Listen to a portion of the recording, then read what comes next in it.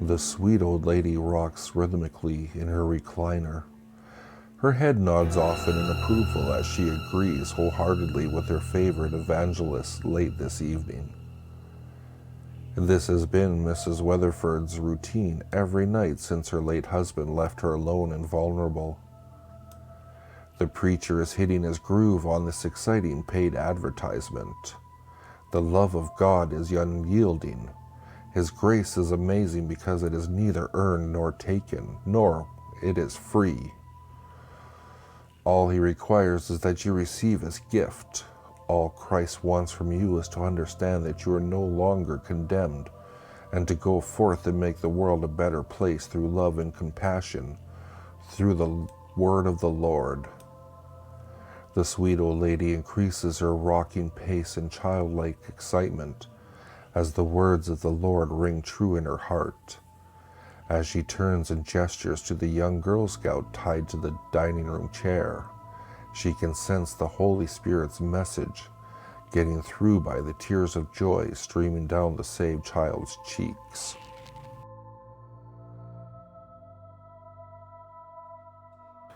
Finally, I'm home. After working a late night, I finally finished a project that my boss pushed on me. It was all worth it though, because I had a great day ahead of me. The part I was most excited for though was seeing my son. I finally won the custody battle against my ex-wife, so now I actually get to see him.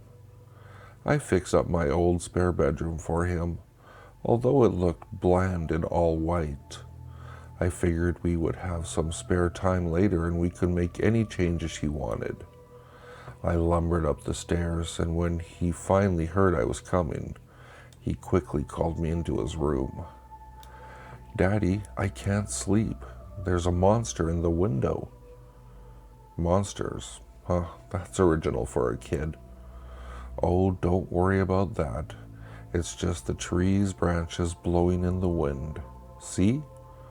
I pointed and showed him the branch tapping against the window pane. He trusted me enough to calm himself down, and I kissed him goodnight. Finally, time for sleep. I could hardly even see straight at this point.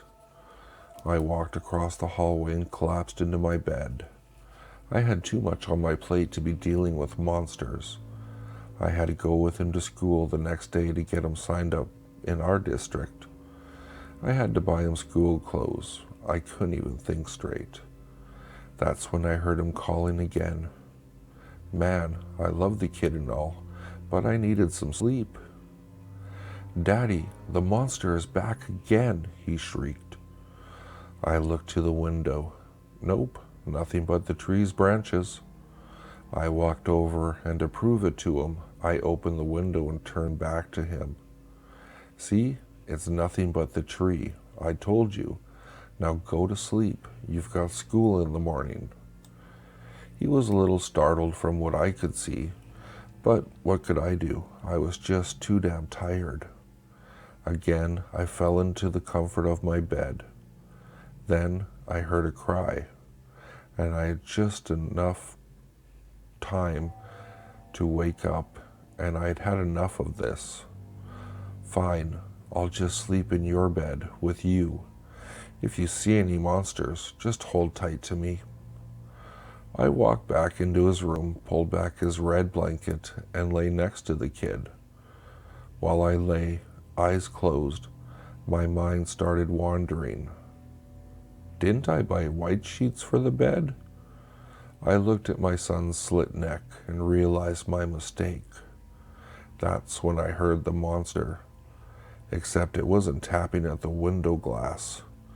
It was the footsteps from the opened window. I couldn't help but laugh. How did I realize that I had no trees in my yard?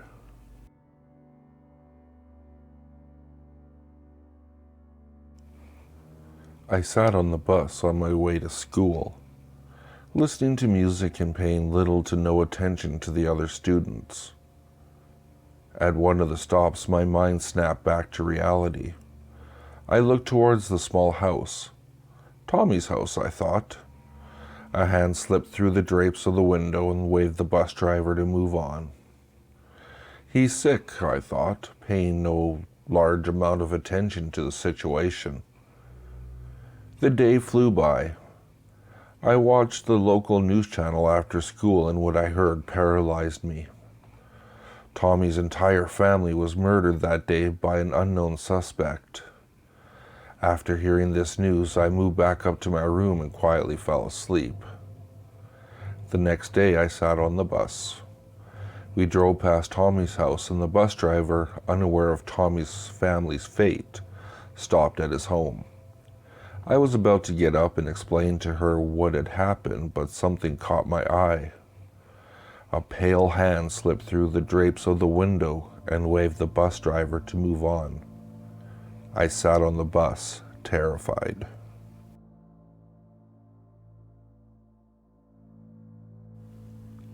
There is a child in a hospital in Descartes, Tennessee. The child is a quiet toddler that remains in the nursery with all the other newborns. If you ask the staff, they will ignore you, but the tag on his arm is antiquated and yellowed, clearly made in the late 1940s or thereabouts. He will not cry, only rock quietly. If you speak the name on his tag, his eyes will open, something you don't want to happen.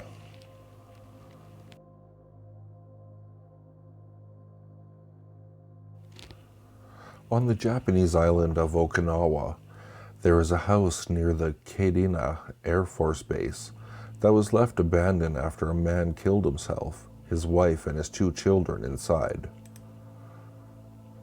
Locals claim that the house is haunted and that the lights can be seen flickering on during the night, despite no one living in it. Many have seen and claimed that they have seen a woman washing her hair in the sink next to the kitchen window. The creepiest story, however, relates to the daycare building which the house stands next to. My friend's mother used to work at this daycare, and according to her, every single day the children, who are all roughly 4 or 5 years old, would constantly throw their toys over the fence. When they were asked why, the children all explained that they wanted to play with the children on the other side. All of the kids could see these other children, but no adults could.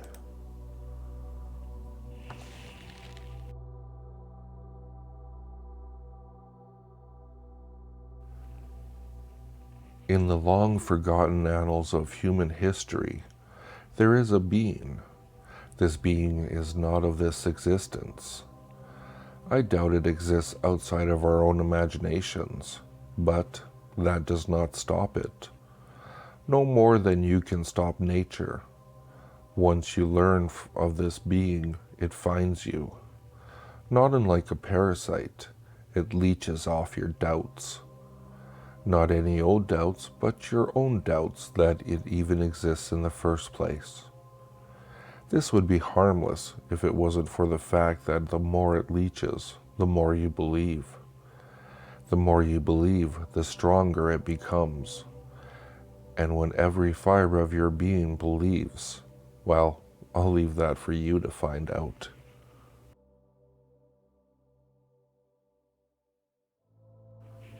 Open your closet. Don't turn on the light. Make sure you have 1 match with you. Step inside and close the door. If the lights outside of the closet are on, this will not work. Nor will it work if it's daylight. The only room you need is enough for slight mobility. Stand in the darkness for about 2 minutes, since that's all that's needed. Now, take the match and hold it in front of you and say, "Show me the light or leave me in the darkness." If you begin hearing whispers, light the match immediately. If you don't hear anything and the match doesn't ignite on its own, then don't turn around. If you light the match too late or not at all after hearing whispers, something will grab you from behind and pull you into what seems like a forever fall into darkness.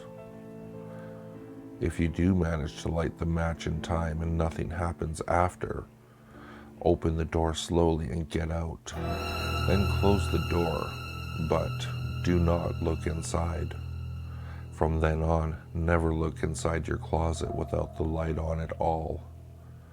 Some say if you leave your closet open during the night, you can see the demon watching you with two red eyes that glow like matches.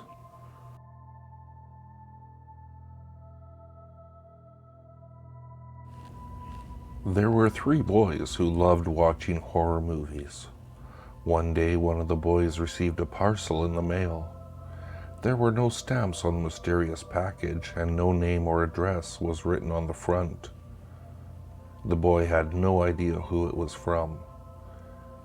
When he opened the parcel, he found a DVD inside. There was no cover on the case, and no title on the disc. He thought his friends might be playing a joke on him, so he took the DVD out and went to meet the other boys. When he arrived at their house, he asked them about the mysterious DVD, but they said they had nothing to do with it. They invited him inside to watch it and see what was on it. When they sat down on the sofa and pressed play on the DVD player, they were surprised at what they saw on the screen. There was a creepy clown standing in a room. There was a bed on his left and a closet on his right. He was holding 2 red balloons and staring into the camera. Then some weird music started playing and the clown began dancing and jumping around. He was jerking and shaking his body all around the room, all while his clown face was fixed in a wide, menacing grin. He looked insane and his behavior was bizarre. 2 of the boys thought it was hilarious and started laughing out loud.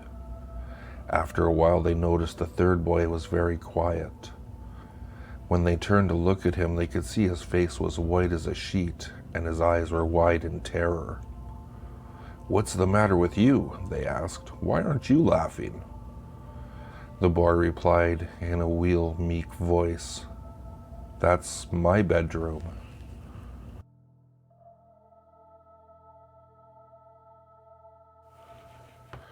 You're at work alone when suddenly you hear the copy machine start up.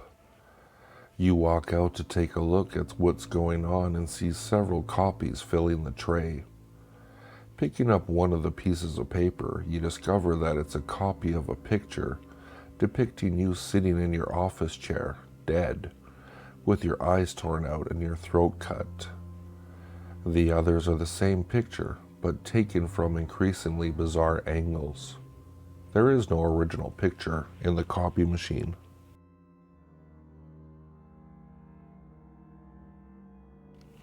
Almost everyone has had a moment of déjà vu. Going about your business, you travel to school or work, or are simply strolling through the place you call home when something catches your attention. You're sure you've seen it before, yet you're unable to recall when or where. You dismiss it, convinced that your memory is playing tricks on you. You convince yourself that it's simply a vague recollection of a similar past event. 9 out of 10 times you will be correct, but once in a while the déjà vu will leave behind an uneasiness that nestles itself in the back of your head. When you tell your friends or family, they too dismiss it as a figment of your imagination. You pay no more heed to it, pushing the restlessness to the far reaches of your consciousness. There it will sit, unattended by the safeguards of your mind. At the end of your day, you will go to bed with a self-imposed idea of safety, fully believing that whatever you felt will pass after a night's sleep. The next day you wake feeling refreshed. The world is as it has always been, or so it would seem. The déjà vu has already slipped from your memory, and you even recall what the uneasiness had felt like. You drink your coffee or tea, do your usual morning rituals, Say farewell for the day to your family and then go to school or work. But as the door closes behind you, there are faint whispers. They fade with each step forward you take, and while you believe you just can't make out their meaning, you again dismiss it as an overactive imagination. He doesn't remember, they say with unearthly low volume. My dear, he will never remember.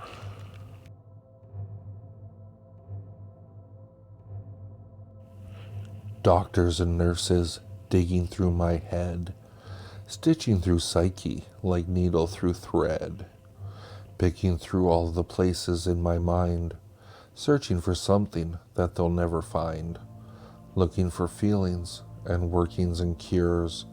They think they can help me, but they can't, I am sure. They think ink blots and head shocks will break down my chains, but these only bring physical additional pain. I can't understand what they hope to achieve, my confessions and stories that they won't believe. And if they won't listen, then what shall I do? The voices in my head provide no help too, and most of the time they place me in my cell, my own personal, padded and very small hell. Again, this is something they think will help me, but I don't want to be here. I want to be free. Surely they know this. Surely they care. But it seems their concern vanished into thin air. It seems that they want to wash their hands of me. For what value to anyone is insanity?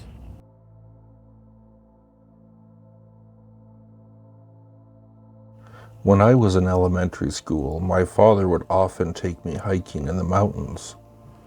One night we had stayed out too long and it began to grow dark. A thick fog drifted over the hillside and we could barely see the path in front of us. My father was holding my hand to make sure I didn't fall. As we made our way down the slope, I noticed a small, shadowy figure appearing out of the mist on the path up ahead. My father suddenly squeezed my hand very tight. "Ow, Dad, that hurts," I cried. My father looked down at me. His face was grim. "Close your eyes," he barked, "and don't open them again until I say so." His tone of voice was so stern that I did as I was told without questioning it. He kept a tight grip on my hand, and with my eyes tightly shut, I stumbled along beside him through the fog. When we passed the spot where the shadowy figure had been, I heard a small voice muttering, "Die, die, die, die." The rest of the way down, my father was silent, and it wasn't until we got back home that he finally allowed me to open my eyes. Since that time, he refused to speak about the incident. 20 years later, I paid my father a visit. He was drinking some alcohol and we were having a heart-to-heart conversation. Something reminded me of the strange incident on the mountain path, and I decided to ask him about it. "Remember that small, shadowy figure in the fog?" I said. "Who was it?" My father was silent for quite a while, and eventually in a low voice he replied, "It was you." With that, he refilled his glass and refused to discuss it any further.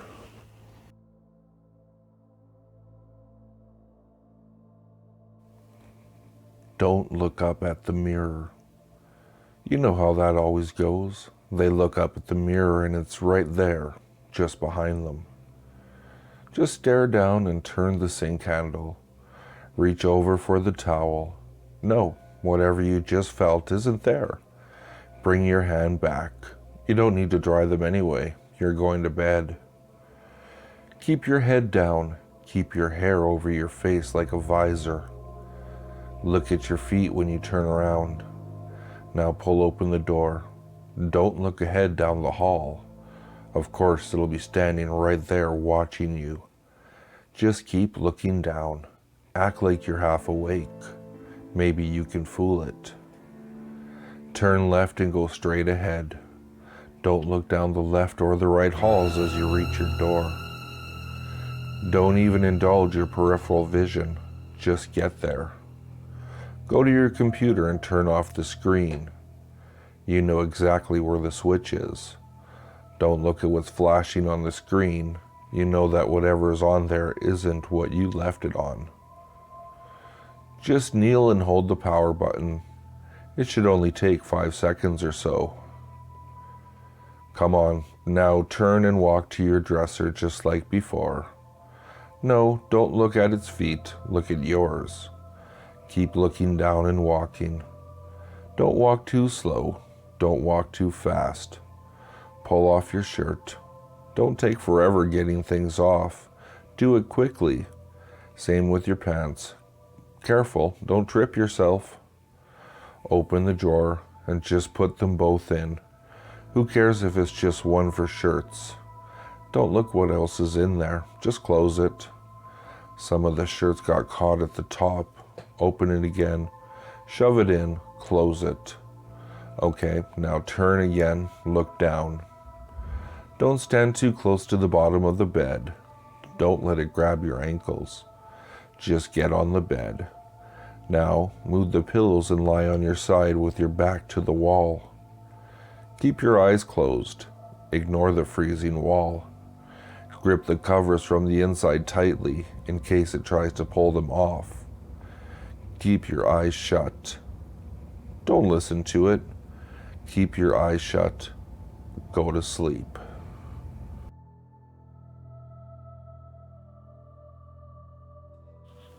This morning I stepped out of the shower, and this bathroom was fine. White walls, white tiles, sinking counter with toothpaste crusted all over it.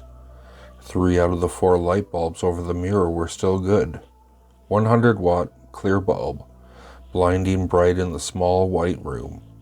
Like always, I was late, so I skipped shaving. She liked it when I didn't shave anyway.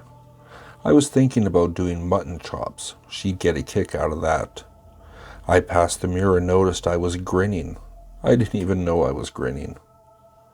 I'm in the bathroom tonight before bed, and there's something wrong with the lights.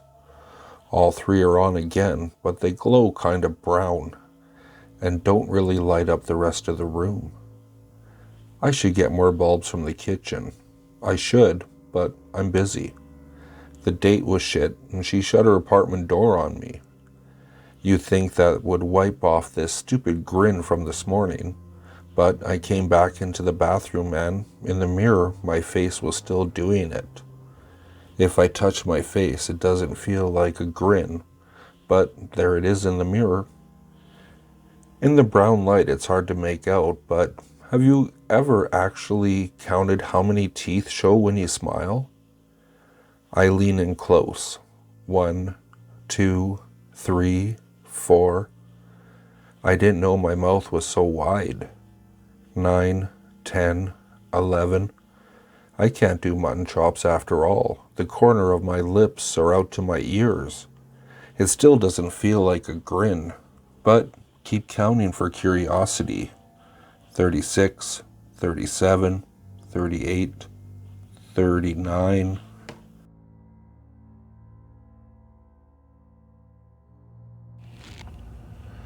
When he was a child, my father lived in a house that he believed was haunted. Floors would creak when no one was there, and doors would close on their own. Most troubling of all, his sister started having awful nightmares as soon as they moved into the house. She would often scream in her sleep because of these nightmares. Whenever this happened, her parents would try to wake her up, but would often not be able to.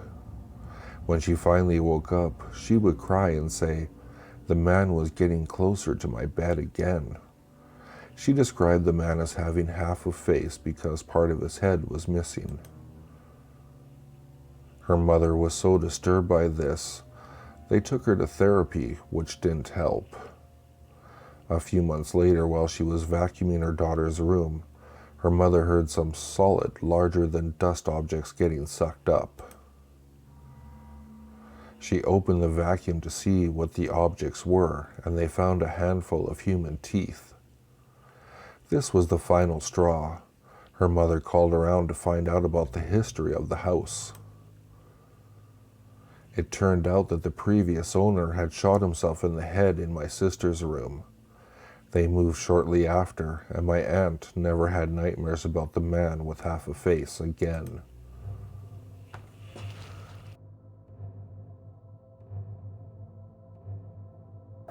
If you like what you heard, please like, subscribe, and share with your friends. If you'd like to, you can follow me at Twitter. The handle is @FuzzyPantaloons, and I'll see you all next time.